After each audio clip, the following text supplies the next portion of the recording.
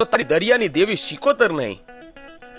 પછી તો ખોડાને દરરોજ દી ઉગે ને પાલોમાંથી 1.25 રૂપિયો આપે અને ખોડો એની જાર લાવીને બધાને 1.25 ટોયો આપી દે.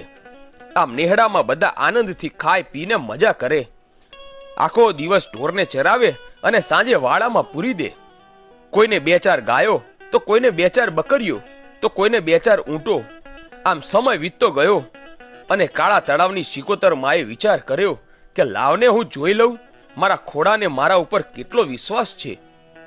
એક દિવસ અંધારી રાતે વાડામાં ગાયો બકરાને પૂરીને સૌ માલધારીઓ સૂઈ ગયા અને આવા સમયે 2-4 ખોડા લઈ કાળા તળાવ ગામે લૂંટારા આવ્યા અને આવીને વાડામાંથી 2-4 બકરા અને ગાયો લઈને ભાગવા માંડ્યા.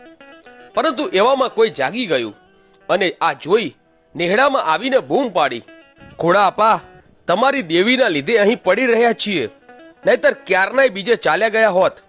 પરંતુ તમારી દેવીએ મારા બાળ લૂંટ્યા છે. પછી તો તરત જ ખોડા અપાએ મઠમાં જઈને સિકોતર માતા સામે હાથ જોડીને કહ્યું, હે મારી સિકોતર, સૂતી છે કે જાગે છે? આટલું બોલતા પાલકમાંથી વળતો અવાજ આવ્યો, હે ભુવા, દુનિયામાં બધા સૂઈ જાય ત્યારે પણ અમે લોઢાના દાંતવાળી જોગણીઓ જાગતી હોઈએ. ભુવાએ કહ્યું કે હે માડી, તું જાગતી હોય ને આવું થાય? તારા બોલે અહીં માંડ માંડ પડ્યા છીએ. ત્યારે સિકોતરે કહ્યું કે મારા ભુવા, માથે બાંધેલું આ પન્યું છે ને, એની ગાંઠ વાળી અને સિકોતરનું નામ લઈ અહીંથી આથમણી ધરતી ઉપર દોટ મૂક. ખોડા અપાએ કહ્યું કે હે માડી, 2-3 કલાક વીતી ગયા છે, હવે એમને હું કેવી રીતે ભેળો થઈશ? માડીએ કહ્યું કે આ પન્યું બાંધી મઢમાંથી 3 ડગલા ભરી બહાર દોટ મૂક અને પવન આવે એમ તારા પગમાં પાંખો ન દઉં તો હું કાળા તળાવની સિકોતર નહીં. ખોડાએ કહ્યું કે માડી,